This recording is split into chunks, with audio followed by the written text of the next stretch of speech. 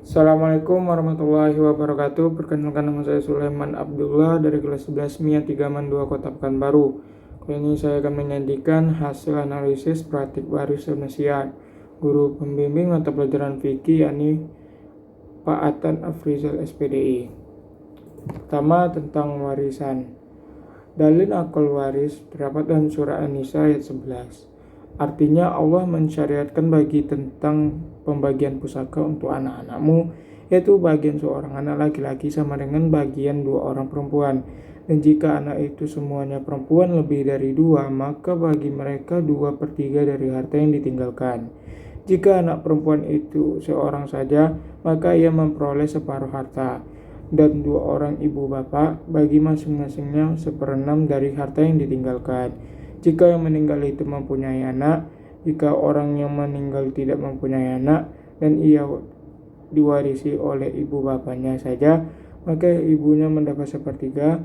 Jika yang meninggal itu mempunyai beberapa saudara, maka ibunya mendapat 1/6. Pembagian tersebut di atas.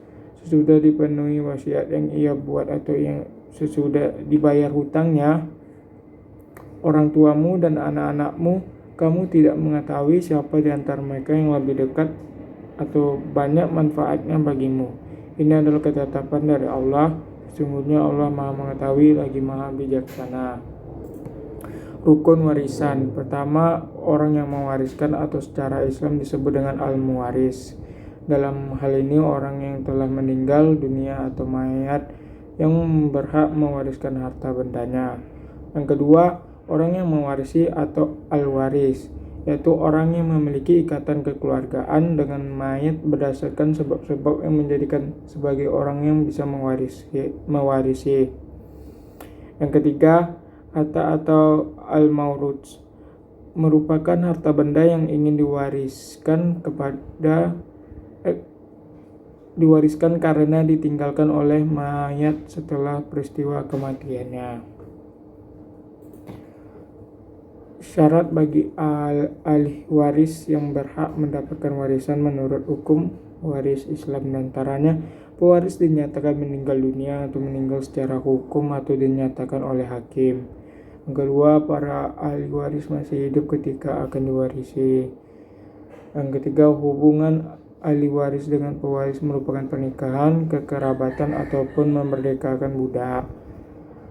Yang keempat, menganut agama yang sama, yaitu Islam. Pembagian warisan menurut ajaran Islam. Sebab atau hubungan. Pertama, perkawinan atau yang masih terikat status, istri atau janda. Syaratnya bila tidak ada anak atau cucu mendapat 1/4. Terdapat dalam surah An-Nisa dan pasal 180 KHI. Bila ada anak cucu mendapat 1/8, terdapat dalam surah An-Nisa ayat 12 dan pasal 180 KAI. Yang kedua, suami atau duda. Bila tidak ada anak cucu mendapat setengah, dan bila ada anak cucu mendapat 1/4. Dijelaskan dalam surah An-Nisa ayat 12 dan dasar hukumnya itu pasal 179 KAI. Nasab atau hubungan darah. Yang pertama, anak perempuan sendiri atau tidak ada anak dan cucu lainnya mendapat setengah, sedangkan dua atau anak perempuan tidak ada anak atau cucu laki-laki mendapat 2/3. Dijelaskan dalam surah An-Nisa ayat 11. Yang kedua, anak laki-laki sendiri atau bersama anak atau cucu lainnya atau laki-laki ataupun perempuan. Keterangannya, pembagian antara laki-laki dan perempuan itu 2/1. Peroleh harta warisnya yaitu asobah atau sisa seluruh harta setelah dibagian pembagian lainnya. Dijelaskan dalam surah An-Nisa ayat 11 dan hadis 1. Dasar hukumnya pasal 176 KAI. Yang ketiga, ayah kandung. Bila tidak ada anak atau cucu mendapat 1/3, dan bila ada anak atau cucu mendapat 1/6. Dijelaskan dalam surah An-Nisa ayat 11. Dasar hukumnya pasal 177 KAI. 4. ibu kandung. Bila tidak ada anak atau cucu dan tidak ada dua saudara atau lebih dan tidak bersama ayah kandungnya, mendapat sepertiga.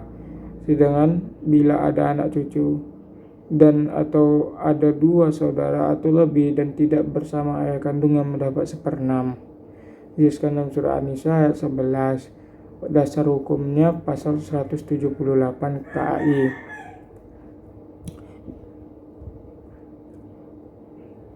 Yang bila tidak ada anak cucu dan tidak ada dua saudara atau lebih tetapi bersama ayah kandung, mendapat sepertiga dari sisa sesudah diambil istri atau janda atau suami atau duda.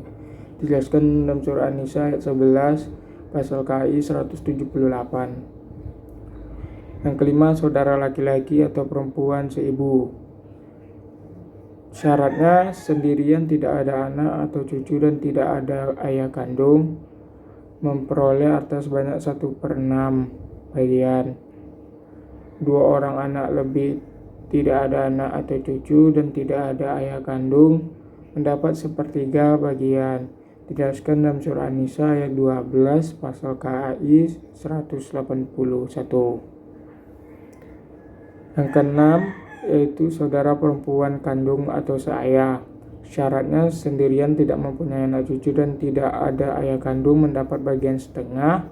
Sedangkan dua orang lebih, tidak ada anak cucu dan tidak ada ayah kandung, mendapat 2/3. Dijelaskan dalam surah An-Nisa ayat 12 pasal 182 KAI. Yang ketujuh, saudara laki-laki.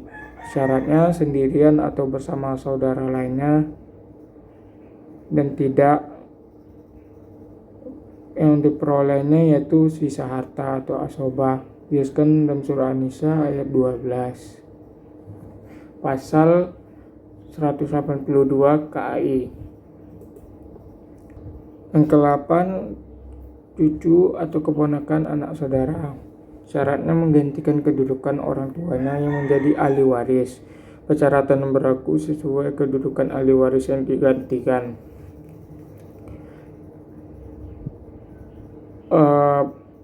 Pembagiannya sesuai yang digantikan kedudukannya sebagai ahli waris.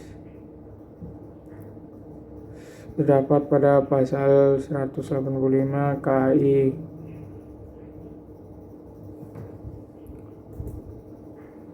Catatannya: 1. Harta peninggalan sebelum dibagikan sebagai harta waris terlebih dahulu harus diselesaikan masalah hutang piutang pewaris atau yang meninggal dan biaya pemakaman serta wasiat yang diperoleh apabila ada.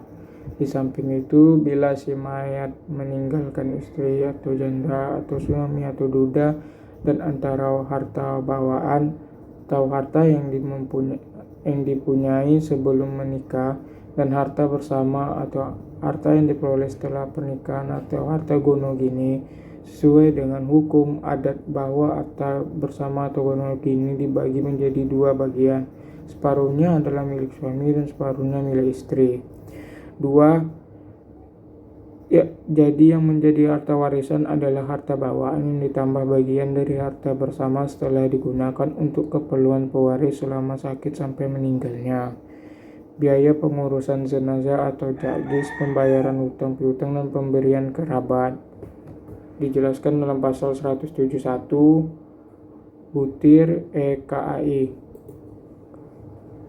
Yang ketiga, kerabat yang tidak memperoleh bagian waris, anak angkat atau orang tua angkat dapat memperoleh bagian sebagai hibah atau ketika pewaris masih hidup atau sebagai wasiat wajibah atau diberi bagian yang tidak boleh lebih dari 1/3 harta warisan sesuai ketentuan pasal 194 sampai dengan 214 KAI. 4. Para ahli waris dapat bersepakat melakukan perdamaian dalam pembagian harta warisan setelah masing-masing menyadari bagiannya, pasal 183. Yang kelima, para ahli waris baik secara bersama-sama ataupun perseorangan dapat mengajukan permintaan kepada ahli waris yang lain untuk melakukan pembagian harta warisan. Bila di antara ahli waris yang tidak menyetujui permintaan itu, maka yang bersangkutan dapat mengajukan gugatan melalui pengadilan agama untuk dilakukan pembagian warisan. Pasal 188. Contoh kasus pembagian warisan yaitu seorang ibu meninggal dengan meninggalkan ahli waris yaitu suami, 2 anak laki-laki dan 1 anak perempuan. Jumlah harta warisannya yaitu 1 juta. Cara pembagiannya itu suami 1/4 karena ada anak yaitu 2 anak laki-laki dan 1 anak perempuan. Mendapat asabah yaitu sisa harta. KPK atau asal masalahnya ada 4. Jadi cara pembagiannya itu suami sama dengan 1/4 dikali 1 juta sama dengan 250.000.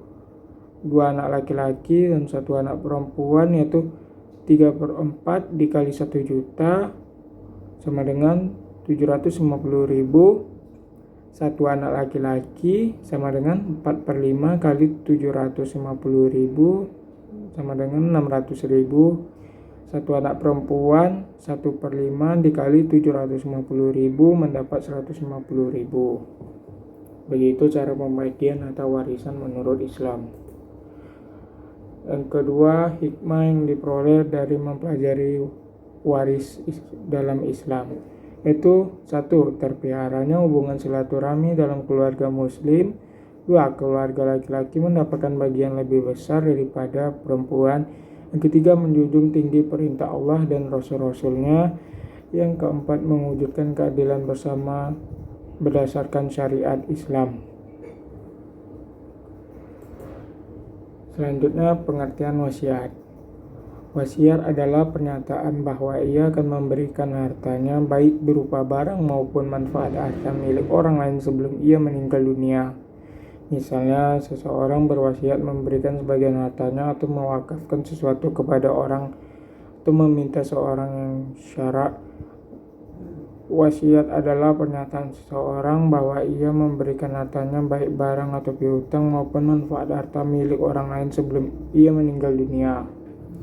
Rukun wasiat. Pertama, 1. Orang yang mewariskan adalah musi. 2. Adanya penerima wasiat atau musalahu.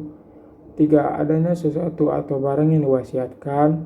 4. Adanya ijab kabul atau ucap serah terima dengan adanya ijab dari musil. Misalnya, aku berwasiat untuk fulan akan sesuatu itu, sedangkan qabla berasal dari pihak musallahu yang sudah jelas ditentukan.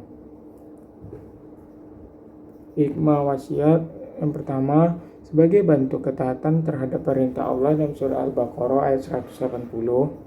Yang kedua, menghormati nilai-nilai kemanusiaan, terutama bagi kerabat dan orang lain yang tidak mendapatkan warisan. Yang ketiga, sebagai bentuk kepekaan terhadap keluarga serta mempererat tali silaturahmi. Dalil nakol tentang wasiat terdapat dalam surah Al-Baqarah ayat 180 yang artinya diwajibkan atas kamu apabila seorang di antara kamu kedatangan tanda-tanda maut, jika ia meninggalkan harta yang banyak, berwasiat untuk ibu bapak dan karib kerabatnya, cara ma'ruf. Ini adalah kewajiban atas orang-orang yang bertakwa. Syarat wasiat.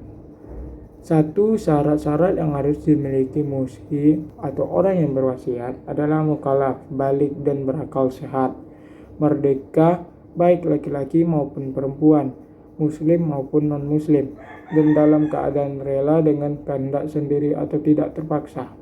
Yang kedua, syarat-syarat musalahu atau pihak yang menerima wasiat harus benar wujud atau ada, meskipun orang yang diberikan wasiat tidak hadir pada saat wasiat diucapkan. Tidak menolak pemberian yang berwasiat, bukan pembunuh atau orang yang berwasiat, dan bukan ahli waris yang berhak menerima warisan dari orang yang berwasiat kecuali atas persetujuan ahli warisnya. Yang ketiga, syarat sesuatu hartanya itu jumlah wasiat tidak lebih dari semua harta yang ditinggalkan, dapat berpindah milik dari seseorang kepada orang lain, harus ada manfaat dan tidak bertentangan dengan hukum syariat Islam, Misalnya adalah agar membuat bangunan megah di atas kuburannya. Keempat, syarat-syarat syihat ijab kabul. Itu kalimatnya dapat dipahami baik dengan lisan maupun tulisan, dan penerima wasiat diucapkan setelah orang yang berwasiat meninggal. Contoh kasus tentang wasiat. Pertama, urusan yang bukan harta. Orang tua sebelum meninggal dunia boleh memberikan wasiat kepada anaknya, baik melalui tulisan maupun lisan. Seperti contoh berikut. Saya berwasiat kepada anak saya yang bernama Azari agar selalu membersihkan kuburan saya setelah saya meninggal dunia. Jika wasiat tersebut ditulis di atas kertas dan dimasukkan ke dalam amplop, wasiat ini tidak boleh dibuka hingga yang memberi wasiat meninggal dunia. Selama masih hidup, wasiat tersebut disimpan oleh orang tertentu atas kepercayaan orang tuanya. Wasiat dalam bentuk lisan, ucapan wasiat harus disaksikan minimal oleh 2 orang saksi. 2. Wasiat yang berupa atau berurusan dengan harta. Sebelum meninggal dunia, seorang muslim membuat wasiat harta. Wasiat boleh dalam bentuk tulisan yang dimasukkan ke dalam amplop dan disimpan oleh sanak saudara atau pihak-pihak notaris. Misalnya Bapak Endra pemberi wasiat menuliskan dalam kertas kosong, saya dengan ikhlas mewasiatkan sepertiga dari kebun kelapa saya seluas 1 hektar di Palembang, Sumatera kepada saudari Junaidi atau bukan ahli waris, putra dari Bapak Kodri, beralamat di Jalan Trigutunggal nomor 4 Jakarta Selatan. Jika saya telah meninggal dunia, wasiat saya di atas sekaligus menjadi hak penerima wasiat. Begitulah contoh kasus tentang wasiat. Sekian dari saya. Apabila ada kesalahan atau kekurangan, saya mohon maaf. Assalamualaikum warahmatullahi wabarakatuh.